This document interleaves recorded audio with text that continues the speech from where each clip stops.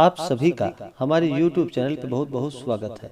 आइए सुनते हैं आमल की एकादशी व्रत की कथा। तो बोलिए प्रेम से भगवान विष्णु की जय। एक समय अयोध्या नरेश महाराज मानधाता ने अपने कुल गुरु महर्षि वशिष्ठ जी से पूछा कि हे भगवान, कोई अत्यंत उत्तम और अनुपम फल देने वाले व्रत का इतिहास आप मुझसे वर्णन कीजिए, जिसके सुनने से मेरा कल्याण हो। महर्षि वशिष्ठ जी ने कहा कि हे राजा, हम आपके सम्मुख आमल की एकादशी के व्रत का महात्म्य वर्णन करते हैं। आप ध्यान पूर्वक सुनिए। प्राचीन काल में एक वैदिक नामक नगर था। वहाँ के राजा चंद्रवंशा वतंस महाराज चित्ररथ थे। वे परम वैष्णव नारायण के अनन्य भक्त थे।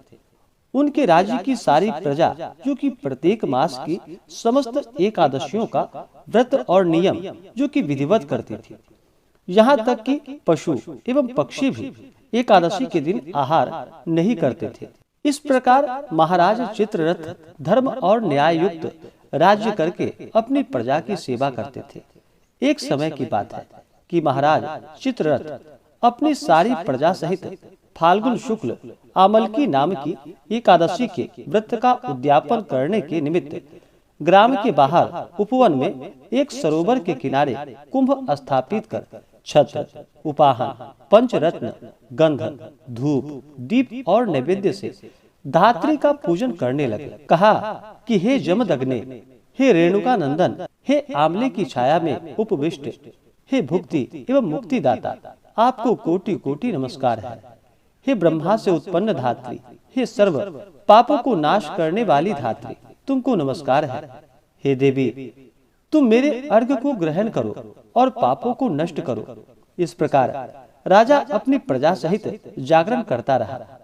दैव संयोग से एक महा अधम व्याध, जो कि वन में मार्ग भूलवश वहां पर आ गया, दिन भर का प्यासा एवं थका हुआ वहां आ पहुंचा और वह भी आश्चर्यचकित दृष्टि से वहां का प्रत्येक दृश्य देखने लगा। और उस रात वह भी अपनी भूख प्यास भूल भगवान की कथा सुनता रहा। यद्यपि उस व्याध का कार्य पाप कर्म एवं हिंसा ही करना था, तथापि उस दिन उसने प्रेम पूर्वक भगवान की पूजा देखी। दूसरे दिन प्रातः काल व्रत का पारायण कर सभी लोग अपने अपने घर गए। वह व्याध भी प्रसन्नता पूर्वक घर गया। कुछ दिन बाद जब वह व्याध मर गया, तो उस अज्ञात व्रत के पुण्य प्रभाव से उसने जयंती नगरी में राजा विदुरथ के घर पुत्र होकर जन्म लिया और उसका नाम वसुरथ पड़ा। पिता के मरने के बाद वसुरथ ही उस नगरी का स्वामी हुआ और अत्यंत न्याय पूर्वक धर्म संयुक्त राज्य करने लगा। उसके राज्य में समस्त प्रजा अत्यंत सुखी और समृद्धशाली थी। कर्मशील, धनवान तथा निरालस राजा सदैव ही अपनी प्रजा का पालन करता था। एक दिन वह राजा शिकार करने के विचार से अपनी सेना और सेनापतियों के साथ वन में गया। संयोगवश एक मृग का पीछा करते हुए वह अपने सभी साथियों से अलग होकर एक महाभयानक जंगल में फंस गया। भूख और प्यास से व्याकुल हो एक वट वृक्ष के नीचे बैठकर विश्राम करने लगा। सुंदर शीतल और स्वच्छ वायु के झकोरों ने शीघ्र ही उसको निद्रा देवी की गोद में डाल दिया। राजा सभी सुध बुध भूल अचेत हो गया। उसी समय वहां पर बहुत से जंगली डाकुओं का दल वहां पर आ पहुंचा और राजा को सोता देख नाना प्रकार के दुर्वाक्यों को कहता हुआ राजा को मारने के लिए झपटा और एक साथ ही राजा पर अनेक प्रकार के सहस्त्रों अस्त्रों का प्रहार कर दिया। परंतु आश्चर्य का विषय तो यह था कि राजा के शरीर पर किसी भी अस्त्र का घाव नहीं हुआ और न राजा को कुछ मालूम ही हुआ। तब दुष्ट और भी कुपित हुए और हजारों हजार की संख्या में राजा पर टूट पड़े। उसी समय राजा के शरीर से एक अत्यंत तेजोमयी सुंदरी हाथ में कृपाण लिए हुए निकली। उसको देखते ही दुष्टों के हाथ पैर ढीले हो गए और जो जहां था वहीं पर खड़ा हो गया।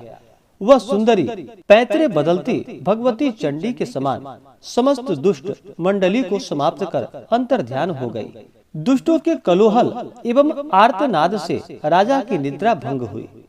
उसने जो ही आंख खोलकर देखा त्यों ही उसे चारों ओर लाशों का ढेर दिखाई पड़ा। तब राजा ने कहा कि किसने मेरी रक्षा की है, इन दुष्टों को किसने मारा।